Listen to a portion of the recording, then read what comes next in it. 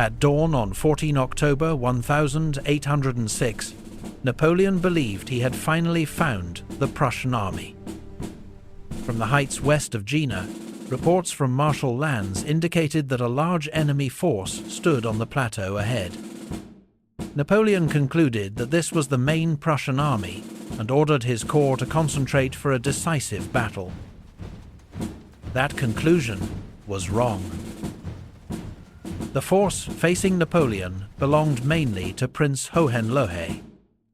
The larger Prussian column, accompanied by King Frederick William III and commanded by the Duke of Brunswick, was moving farther north, near Auerstedt. Napoleon did not know this when he sent Marshal Davout toward Apolda. Davout was supposed to approach the rear of the army Napoleon expected to defeat at Jena. Instead, his Third Corps marched into the path of the Prussian main body. The French plan had separated the Emperor from the enemy he most wanted to destroy. Napoleon was preparing an overwhelming attack against the smaller Prussian force, while Davout was about to meet the larger one without immediate support. This placed the French army in serious danger. Yet by the end of the day, both Prussian forces had been defeated. Napoleon had not avoided a mistake. He had made one before the battle began. The important question is why the French army could continue operating after that era, while the Prussian command system could not recover from its own. To understand why, we need to look beyond the battlefield. Austria's defeat in 1805 allowed Napoleon to reshape the political order of Germany. Prussia now faced a stronger French position close to its borders, and its influence among the German states was shrinking. By the autumn of 1806, Frederick William III had decided to confront France. The difference between the armies was not a difference in courage. Prussian infantry remained disciplined, and its cavalry was highly respected. Officers such as Scharnhorst had already argued for changes in training and organization. The army was not simply an untouched relic from Frederick the Great's reign. The more important difference lay in command structure. A French corps was expected to march on its own route and remain capable of fighting before the rest of the army arrived. Its commander had room to respond when local conditions no longer matched Napoleon's expectations. The Prussian army possessed capable units, but authority at the top was less clearly concentrated. Separate formations could receive different priorities, while senior commanders often needed agreement before changing a plan. This difference had not yet decided the campaign. On 13 October, it was about to shape how each army responded when the information on its maps proved incomplete. On the morning of 13 October, Napoleon still did not know exactly where the Prussian armies were moving. Reports suggested that they were withdrawing northward, perhaps toward Magdeburg. Marshal Lannes then reached Jena and found a substantial Prussian force west of the Saale. When Napoleon arrived later that day, he examined the positions from the heights above the town. What he saw supported part of his existing expectation. The Prussians were divided, and one large formation stood directly across his route. Napoleon concluded that Lannes had located the force he had been seeking. The evidence was real, but the conclusion went too far. The troops near Jena belonged mainly to Prince Hohenlohe. The army commanded by the Duke of Brunswick was already moving farther north. Napoleon had identified an important enemy concentration, but he had placed the main Prussian command in the wrong location. He responded quickly. French corps were redirected toward Jena, where Napoleon intended to concentrate enough strength for a decisive attack. Forces already positioned to the north were expected to threaten the Prussian retreat. The plan was coherent, only if Napoleon's assessment of the enemy was correct. No report had yet revealed the scale of his mistake. By evening, the French army was moving efficiently toward objectives based on an incorrect assessment. The next orders would determine which corps had to face the consequences.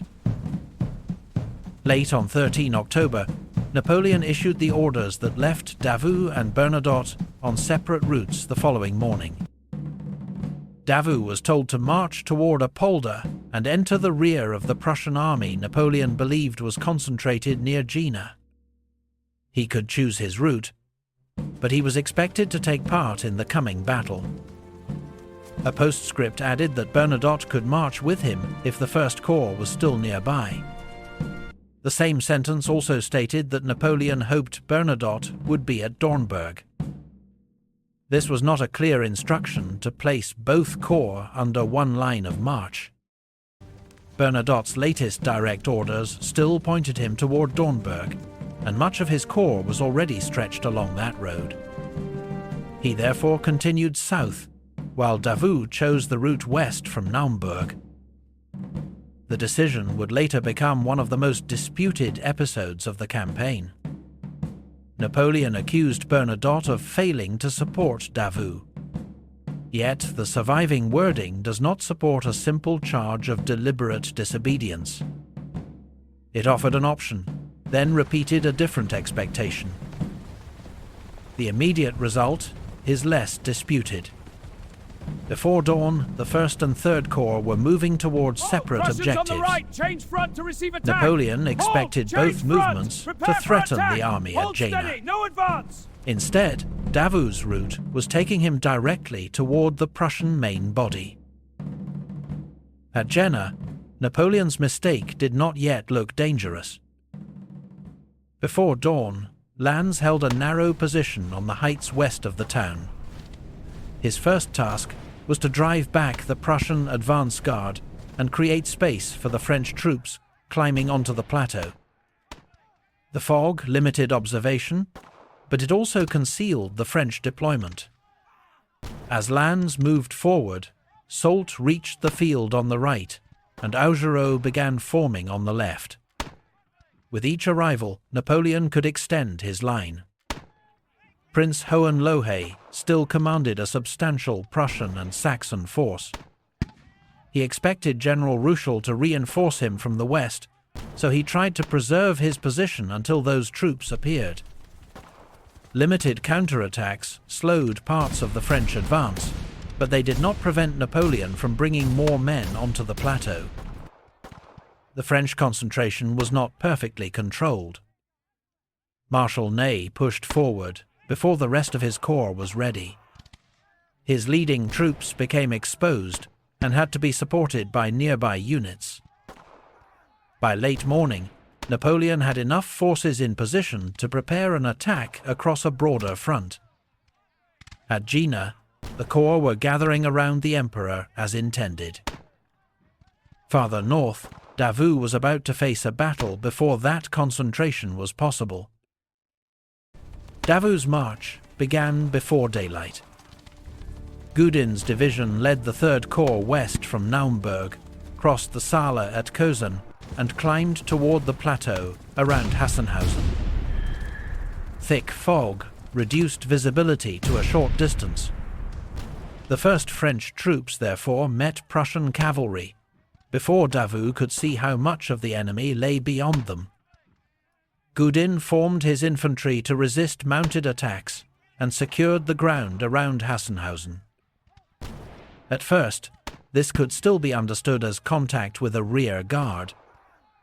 That explanation became harder to sustain as more Prussian units emerged from the fog. Davout was not approaching the rear of the force at Jena. He had entered the path of the army commanded by the Duke of Brunswick, with King Frederick William III present. Only Gudin's division was fully available at the point of contact. Friant was still approaching from Kösen, while Morand remained farther behind. Davout could not count on Bernadotte, and Napoleon was too far south to intervene. A withdrawal was possible in theory, but it was not a simple escape. Gudin stood above the steep route back toward the Saale. The remaining divisions were moving forward on the same restricted approach. Turning the leading division around under pressure could have blocked the road and exposed the corps during its descent. Davout instead used Hassenhausen as a position from which Gudin could hold the enemy while the rest of the corps arrived. The French had not chosen this battlefield, and they still did not know the full scale of the force ahead. Their immediate task was to remain intact long enough to find out. The Prussians did not fail because their soldiers refused to fight. Their cavalry attacked Gudin's infantry near Hassenhausen, and Prussian foot soldiers repeatedly pressed toward the village. The French position remained under severe pressure. The problem was that these attacks did not express one settled plan. The Duke of Brunswick directed the army in the king's name, but other senior officers retained influence over how their formations were used. The command had entered an unexpected battle while still trying to continue its march north. It never made a rapid, final choice between forcing the road to Kherson and deploying the whole army against Davout. Brunswick was then struck in the head while close to the fighting. His wound removed the officer to whom Frederick William III had delegated operational command. The king assumed responsibility, but no replacement was appointed who could immediately coordinate the army as a whole. The Prussian headquarters also lacked reliable information about the French force. It could not be certain whether Davout was isolated or whether Napoleon's main army was approaching. That uncertainty encouraged caution when a concentrated attack offered the best chance of victory. Some Prussian units entered the battle, while others remained unavailable, or were committed too late to achieve a common result. Time now worked against them. Friant's division arrived and extended Davout's right. Morand later strengthened the opposite wing. Each arrival allowed the Third Corps to cover more ground and reduced the danger that Gudin would be overwhelmed. The Prussian attacks caused heavy losses, but they did not destroy the French position before Davout's divisions assembled. The Prussians had more troops near Auerstedt. What they lacked was a command decision that could employ them together before the opportunity passed. Once Davout's 3 divisions were in position, the balance at Auerstedt began to change. Gudin held the centre around Hassenhausen as Friant extended the French right. Morand's arrival secured the opposite wing. Davout could now order a coordinated advance instead of using each division only to prevent a collapse. The Prussian line gave ground. Its retreat did not begin as a single uncontrolled flight. Many units remained, formed, and moved through Auerstedt toward roads leading southwest in the direction of Weimar. Yet the army no longer had a headquarters capable of directing those movements as one operation. At Jena, Hohenlohe's army was also retreating. Ruchel's late counterattack had failed, and French cavalry was driving broken units away from the battlefield.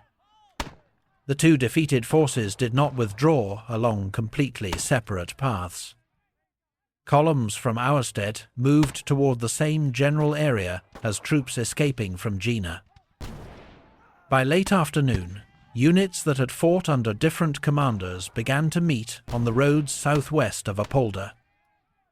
Formations mixed together, traffic slowed, and local officers lacked reliable orders for restoring a common direction. A retreat that had begun with some organized units now became much harder to control. Bernadotte's leading troops reached Apolda too late to decide either battle. His corps had not defeated the Prussian armies, but its presence near their routes added another obstacle to withdrawal. The result was greater than 2 lost battlefields. The Prussian command could no longer direct its retreating columns well enough to rebuild a new defensive line. The battles ended on 14 October, but the collapse of the Prussian army did not. French corps continued moving along separate roads after leaving Jena and Auerstedt. Their commanders did not need to wait for the entire army to assemble before pursuing nearby Prussian formations. This kept pressure on units already tired and uncertain about where to regroup. The Prussians still possessed troops beyond the 2 battlefields. What they lacked was a functioning system for gathering them into a new army. Orders arrived late or no longer matched the situation. Columns changed direction after learning that another road was blocked, while commanders acted without a reliable picture of nearby forces. The results appeared quickly. Erfurt surrendered within days. Bernadotte, absent from both main battles, returned to the campaign by defeating a Prussian reserve force at Halle. French troops entered Berlin less than 2 weeks after the twin defeats. Other formations surrendered before they could establish a stable defensive line. The pursuit did not create the weakness revealed on 14 October. It showed how far that weakness extended. France could keep its corps moving after a confused battle. Prussia could not yet turn its surviving soldiers back into a coordinated field army. Jena-Auerstedt was not proof that Napoleon had understood the battlefield correctly. He had misidentified the Prussian main army, and Davout's Third Corps bore the immediate cost of that mistake. The French victory showed something narrower. Davout possessed enough authority to respond without waiting for new instructions, while his divisions could arrive separately and still form a coherent force. That capacity depended on experienced commanders and disciplined troops. The corps system alone did not guarantee success. Bernadotte's absence showed its limit. Independent movement increased speed, but vague orders and divided routes could also leave a corps outside the decisive fighting. The Prussian defeat had a different meaning. Its soldiers fought hard, yet their command structure could not combine those efforts quickly enough when the original plan failed. After 1806, reformers, including Scharnhorst, began changing military administration, officer advancement, and the system used to raise trained manpower. Napoleon's error had been contained. Prussia's errors had spread from command decisions into retreat and pursuit. The lasting lesson of the campaign was not that a successful army avoids mistakes. It was that its organization must prevent one mistake from disabling the whole force.